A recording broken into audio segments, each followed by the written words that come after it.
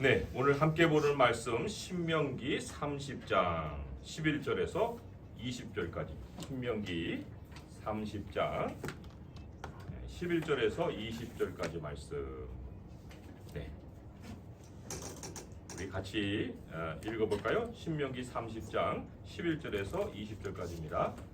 내가 오늘 네게 명령한 이 명령은 네게 어려운 것도 아니요 먼 것도 아니라 하늘에 있는 것이 아니니 네가 이르기를 누가 우리를 위하여 하늘에 올라가 그의 명령을 우리에게로 가지고 와서 우리에게 들려 행하게 하랴 할 것이 아니요 이것이 바다 밖에 있는 것이 아니니 네가 이르기를 누가 우리를 위하여 바다를 건너가서 그의 명령을 우리에게로 가지고 와서 우리에게 들려 행하게 하랴 할 것도 아니라 오직 그 말씀이 네게 매우 가까워서 내 입에 있으며 내 마음에 있은즉 네가 이를 행할 수 있느니라.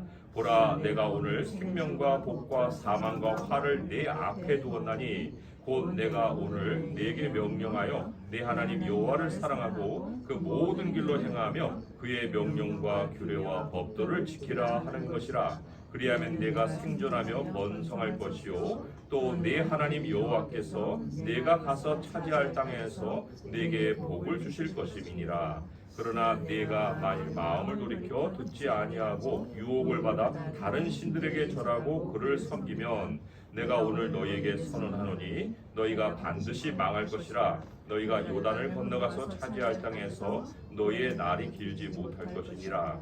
내가 오늘 하늘과 땅을 불러 너희에게 증거를 삼노라. 내가 생명과 사망과 복과 저주를 네 앞에 두었은즉 너와 네 자손이 살기 위하여 생명을 택하고 내 하나님 여호와를 사랑하고 그의 말씀을 청종하며 또 그를 의지하라. 그는 내 생명이시요 내 장수이시니 여호와께서 내 조상 아브라함과 이삭과 야곱에게 주리라고 맹세하신 땅에 네가 거주하리라. 아멘. 예, 삶이란 살고 나면 짧은데 살 날은 항상 멀어 보이죠. 그리고 어떻게 살까 하는 이 고민이 항상 이 머릿속에 남아 있어요. 한 번 사는 인생인데 아무 고민 없이 즐겁게 살 수는 없을까? 이런 생각을 우리가 해볼 수 있어요. 일주일 전의 사건인데 뉴스에 나왔죠. 아산병원의 어떤 의사가 덤프트럭에 치여서 그 자리에서 죽었어요. 그 의사만이 할 수 있는 수술이 있대요. 얼마나 많은 또 환자들이 있었겠어요. 그런데 하루아침에 갑자기 그런 사망하는 사건이 벌어진 거죠. 완벽한 삶에 대한 계획을 내가 세웠다고 해서 과연 내가 주변도 통제할 수 있을까? 이거를 보면은 이런 사례를 보면은 거기에 대한 답이 나오죠. 또 지난주에 큰 사건 중에 하나가 타이타닉, 옛날에 침몰한 타이타닉 배가 있잖아요. 그 침몰한 배를 구경한다고 5명이 잠수정을 타고 이제 내려갔어요. 그런데 그 잠수정에 탄 사람들이 누구냐면은 다보스 포럼에 참여했던 억만장자 5명이에요. 그런데 그 잠수정이 없어져 가지고 그 사람들이 산소 부족으로 해서 다 죽었어요. 5명이 억만장자예요. 물론 4명이 그 억만장자고 한 사람은 이제 억만장자의 아들인데 5명이 그 죽었어요. 생명에는 2번의 기회가 없어요. 이 땅에서는 육체로 사는 것은 한 번의 기회예요. 흘러가는 세월도 한 번 흘러가면 끝이에요. 20대, 30대가 다시 오지 않잖아요. 그저 흘러가는 대로 살아갈 뿐이죠. 사람의 육체를 지으신 분이 하나님이신데 육체에 대한 질문을 우리가 다른 데서 던져갖고 답을 얻을 수 있을까요? 워런 버핏이라는 사람이 있는데 그 사람하고 식사 한 끼를 할 때 돈을 얼마를 지불해야 되는지 아십니까? 246억 원을 내야 돼요. 그래야 그 사람하고 밥 한 끼 먹어요. 왜 먹겠어요? 돈 버는 법을 가르치려고 배우려고 하겠죠. 그런데 그 워런 버핏에게 생명에 대한 답이 나올까요? 그도 죽을 텐데 누가 누구에게 생명의 답을 해줄 수 있습니까? 그 사람이 덤프트럭을 피하는 방법을 알아요? 그 잠수정에서 암 죽을 것을 미리 예견하면서 어떤 지혜를 우리에게 전할 수 있습니까? 나만 잘하면 되는 세상이면 되죠. 내가 잘하면 되니까. 그런데 그런 세상이 아니잖아요. 그런데 여기에 대해서 하나님은 답을 주실까요? 오늘 말씀에 하나님은 아주 시원한 답을 주십니다. 240억 원 낼 것도 없어요. 돈 없이 값 없이 와서 사라고 그랬습니다. 여기 말씀에 이사야 인용한 것 55장 1절 3절 같이 읽어볼까요? 시작. 오라 너희 모든 목마른 자들아 물로 나오라 돈 없는 자도 오라 너희는 와서 사 먹되 돈 없이 값 없이 와서 포도주와 젖을 사라 너희가 어찌하여 양식이 아닌 것을 위하여 은을 달아주며 배부르게 하지 못할 것을 위하여 수고하느냐 내게 듣고 들을지어다 그리하면 너희가 좋은 것을 먹을 것이며 너희 자신들이 기름진 것으로 즐거움을 얻으리라 너희는 귀를 기울이고 내게로 나와 들으라 그리하면 너희의 영혼이 살리라 내가 너희를 위하여 영원한 언약을 맺으리니 곧 다윗에게 허락한 확실한 은혜니라. 아멘. 여기에 2절의 말씀에 특별히 여기 너희가 어찌하여 양식 아닌 것을 위하여 달아주고 배부르지 못한 것을 위하여 수고하느냐 내게 들어라 좋은 것을 먹고 기름진 즐거움을 얻을 것이다. 말씀을 우리가 좀 생각해 보면은 하나님께 인생 행복에 대한 가르침을 받아야 된다 라는 말씀을 지금 하고 계시는 거예요. 살기 위해서는 하나님을 찾아 나가야 된다. 그리하면 너희의 영혼이 살리라 라고 말씀을 하십니다. 하나님이 다루시는 인생 주제가 뭐 종교적인 거 정도에서 멈출까요? 아니죠. 오늘 이제 본문으로 돌아옵니다. 본문으로 돌아오게 되면 15절에 보라 내가 오늘 생명과 복과 사망과 화를 네 앞에 두었다라고 얘기하시죠. 이게 어떤 의미일까요? 생명과 복은 우리에게는 원하는 거예요. 그런데 사망과 화를 너 앞에 두었다? 이거는 또 무슨 얘기예요? 이게 바로 우리 주변에서 일어나는 모든 일에 대해서도 하나님은 답이 있다는 거예요. 주변에서 내가 잘하면 되는 것은 그 생명과 복을 전제로 하는 거겠죠. 그런데 내가 잘해도 안 되는 것이 있는데 그게 바로 사망과 화잖아요. 근데 하나님 그걸 우리에게 이미 두셨다라고 말씀을 하고 계시는 거예요. 시편 91편 11절에서 12절의 말씀 같이 읽어볼까요? 그가 너를 위하여 그의 천사들을 명령하사 네 모든 길에서 너를 지키게 하심이라. 그들이 그들의 손으로 너를 붙들어 발이 돌에 부딪히지 아니하게 하리로다. 이거 마귀가 예수님 시험할 때 이용해 먹은 거죠. 하나님을 시험해라. 하나님 증명해 보세요. 하고 이렇게 하나님에 대한 불신을 가지고 이 말씀을 인용했기 때문에 이 말씀을 적용하면 안 되는 것처럼 생각하겠지만 아니에요. 하나님은 반드시 이 말씀을 우리에게 약속해 주시고 우리에게 진리로 역사하신다고 우리에게 제시하시는 거예요. 이게 무슨 뜻일까요? 하나님을 신뢰하는 자에게 하나님은 환경을 주장하신다는 겁니다. 천사들이 왜 태어났어요? 천사들이 왜 창조되었어요? 걔네들은 뭐 하는 애들이에요? 그 천사들은 하나님의 사람들, 하나님의 백성들을 지켜라. 하나님의 백성들을 섬기라고 지은 존재들이에요. 우리만 살고 있는 것 같은데 아니에요. 하나님이 천사들을 모든 길에서 보내셔가지고 환경을 지키신다고 말씀하십니다. 자, 한 가지 우리가 또 놀라운 말씀 하나를 인용해 보면 누가복음 12장 6절에서 9절에 왜 하나님은 우리가 하나님의 사자들 앞에서 부인을 당하게 할까? 한번 읽어보겠습니다. 참새 거기부터 시작. 참새 5마리가 두 아사리온에 팔리는 것이 아니냐. 그러나 하나님 앞에는 그 하나도 잊어버리시는 바 되지 아니하는도다. 너희에게는 심지어 머리털까지도 다 세신 바 되었나니 두려워하지 말라. 너희는 많은 참새보다 더 귀하니라. 내가 또한 너희에게 말하노니 누구든지 사람 앞에서 나를 시인하면 인자도 하나님의 사자들 앞에서 그를 시인할 것이요 사람 앞에서 나를 부인하는 자는 하나님의 사자들 앞에서 부인을 당하리라. 아멘. 하나님이 우주를 통제하시는 가운데 우리를 이제 돌보신다는 엄청난 약속의 말씀을 확인을 해주신 거거든요. 그런데 이제 우리가 이걸 뭐 심판의 자리에서만 생각할 것이 아니고 현실에서 한번 상상을 해보는 거예요. 하나님이 천사들 통해서 길을 보내가지고 우리를 돌보라, 지키라 이렇게 명령하셨다고 시편이 알려줬잖아요. 그런데 이제 천사들이 우리를 이제 옵니다. 그런데 이제 하나님께 물어보는 거예요. 하나님, 이 사람 어떻게 해야 할까요? 나 그 사람 모른다. 예수님이 나 모른다는 사람 있다고 했죠? 나 그 사람 몰라. 그럼 천사들이 어떻게 하겠어요? 그를 지켜야 할 이유가 있어요, 없어요? 지켜야 할 이유가 없어지는 거예요. 사자들 앞에서 부인을 당한다는 것은 환경이 그 사람을 잡아먹는다는 거죠. 그 사람의 그 모든 삶에 대해서 하나님이 주권적으로 모든 걸 행하고 계시는데, 하나님의 주권 안에서 그 사람은 보호를 받지 못하는 그 삶으로 하나님이 사자들 앞에서 부인을 당하게 만들어 놓으신다는 거예요. 참 이거 굉장히 우리가 깊이 생각해 볼 말씀이죠. 자, 오늘 15절로 다시 돌아와서 그러면은 여기 생명과 복과 또 뭐 사망과 화가 뭐 이렇게 다 있다는데, 이거 어떻게 다 알아야 돼요? 케이스 바이 케이스로 다 우리가 익혀야 됩니까? 아니에요. 하나님의 요구는 딱 하나예요. 그 16절을 같이 한번 읽어볼까요? 시작. 곧 내가 오늘 네게 명령하여 네 하나님 여호와를 사랑하고 그 모든 길로 행하며 그의 명령과 규례와 법도를 지키라 하는 것이라. 이 뒤에 것은 사랑하고의 다 응용이죠.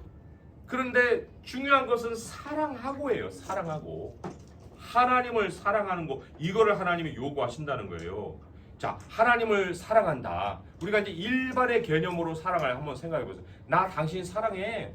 한데 부분적으로 뭐 이렇게 당신 사랑하고 이만큼 또 다른 사람을 사랑하고 이런 거 아니죠. 사랑에는 부분이 없죠. 계산이 없죠. 긴장감이 없죠. 서로의 존재가 나의 존재와 같이 되는 것이 사랑이에요. 그게 진짜 사랑이에요. 사랑에는 의심도 없고, 사랑에는 용납이 있고, 신뢰가 있고, 존중이 있고, 비난이 없고, 원망도 없고, 이런 거죠. 우리가 성경에서 잘 알잖아요. 고린도전서 13장 4절에서 7절의 말씀 같이 한번 읽어보겠어요. 시작. 사랑은 오래 참고, 사랑은 온유하며, 시기하지 아니하며, 사랑은 자랑하지 아니하며, 교만하지 아니하며, 무례히 행하지 아니하며, 자기의 유익을 구하지 아니하며, 성내지 아니하며, 악한 것을 생각하지 아니하며, 불의를 기뻐하지 아니하며, 진리와 함께 기뻐하고, 모든 것을 참으며, 모든 것을 믿으며, 모든 것을 바라며, 모든 것을 견디느니라. 그런데 이거 다 또 몰라도 돼요. 왜 몰라도 되는가? 사랑이라는 건 이런 거예요. 뒷페이지를 넘겨주셔서 고린도전서 13장 12절 같이 한번 읽어볼게요. 고린도전서 13장 12절 시작. 우리가 지금은 거울로 보는 것 같이 희미하나 그때는 얼굴과 얼굴을 대하여 볼 것이요 지금은 내가 부분적으로 알아 그때는 주께서 나를 아신 것 같이 내가 온전히 알리라. 서로의 존재가 나의 존재가 되는 거, 그게 사랑이에요. 서로의 존재가 나같이 느껴지는 거, 상대방이 나같이 느껴지는 거. 그래서 전혀 무슨 거기에 간격이 느껴지지 않는 거, 그냥 자연스러워지는 거, 존재가 옆에 있는 것이 너무나도 나와 같이 느껴지는, 이게 사랑이에요. 요한복음 14장 20절에 21절에 예수님이 사랑의 완성을 이렇게 말씀하셨거든요. 같이 읽어볼게요. 시작.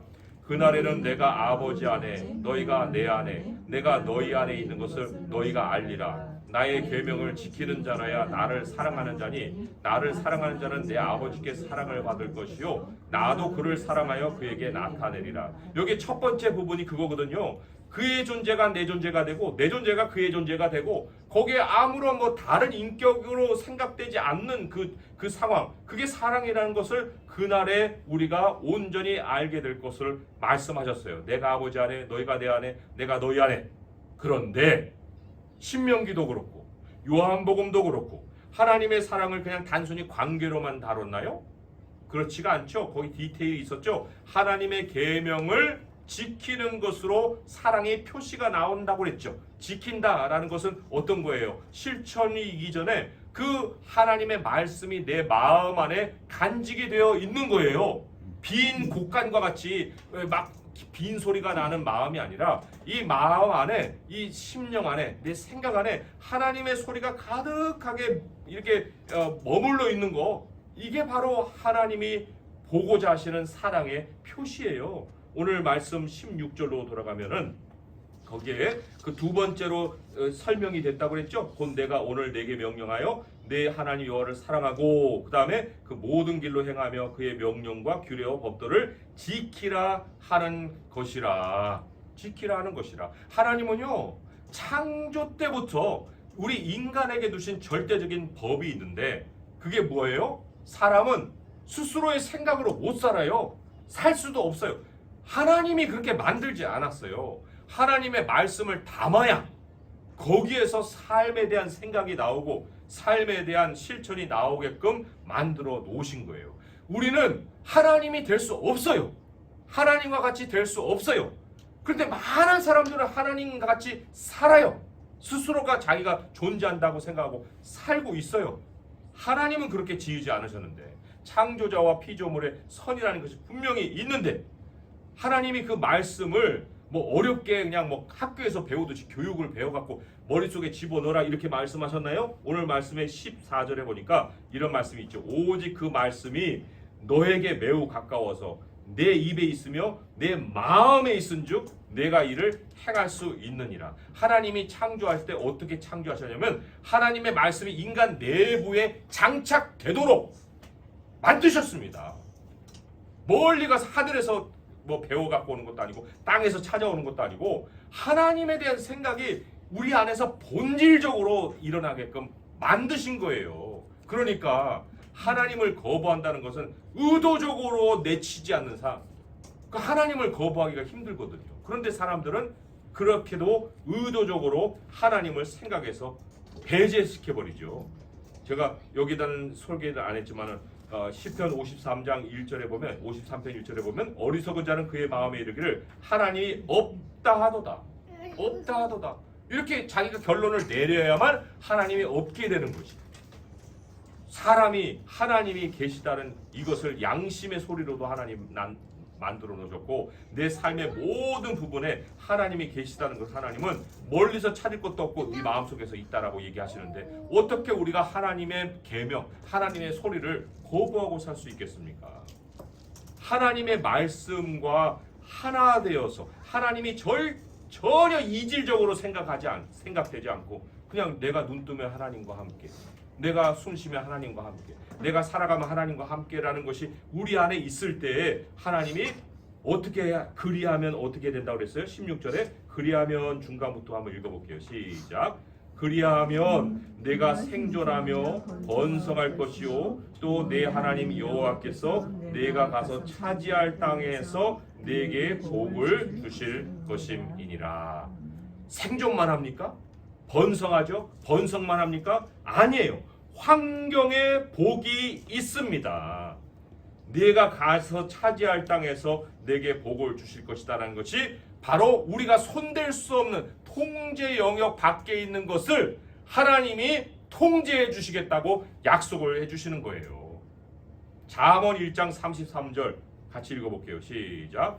오직 내 말을 듣는 자는 평안히 살며 재앙의 두려움이 없이 안전하리라. 재앙의 두려움이 없이. 이게 바로 하나님만이 명료하게 주실 수 있는 약속입니다.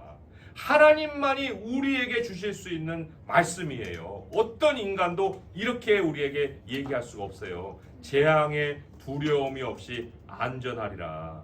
하나님이 오늘 신명기 30장의 말씀이 그냥 우리에게만 들려줬을까요? 아닙니다. 한번 주목해 보세요. 19절의 말씀에 환경도 하나님 소리 다 들었어요. 19절 읽어볼게요. 시작. 내가 오늘 하늘과 땅을 불러 너에게 증거 삼노라. 내가 생명과 사망과 복과 저주를 내 앞에 두었은즉 너와 내 자손이 살기 위하여 생명을 택하고. 하늘과 땅 다 불렀어요. 너희들 들어. 내가 하나님의 계명을 지키는 사람에게 생명을 주기로 나는 약속했다. 하늘, 땅 너희들 다 들었지. 너희의 환경 그 사람을 돕는 대로 역사해라고 하나님이 전능자의 권능으로 그들에게 명령하시는 거예요. 우리 하나님을 사랑합니까? 우리가 하나님을 사랑해야 된다는 것이 무슨 종교적인 의무예요? 아니죠.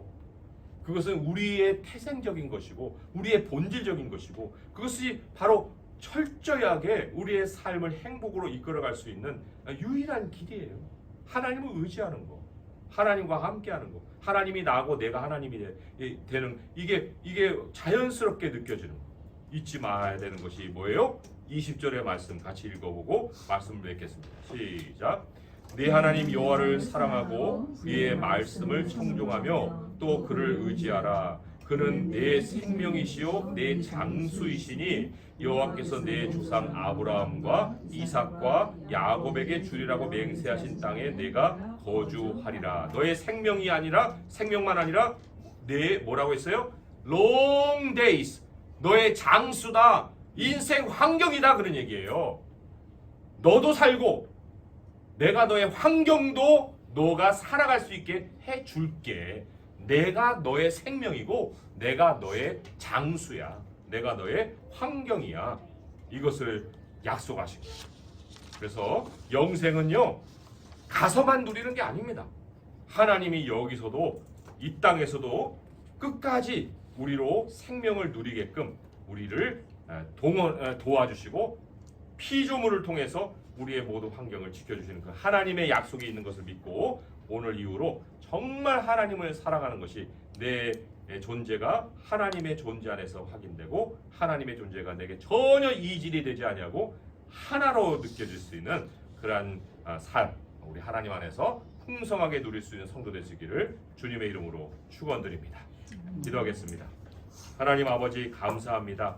우리들의 생명하지만 우리가 장수하기까지 생명을 누릴 수 있는 것 이거 바로 하나님의 권능이십니다. 우리는 하나님을 사랑합니다.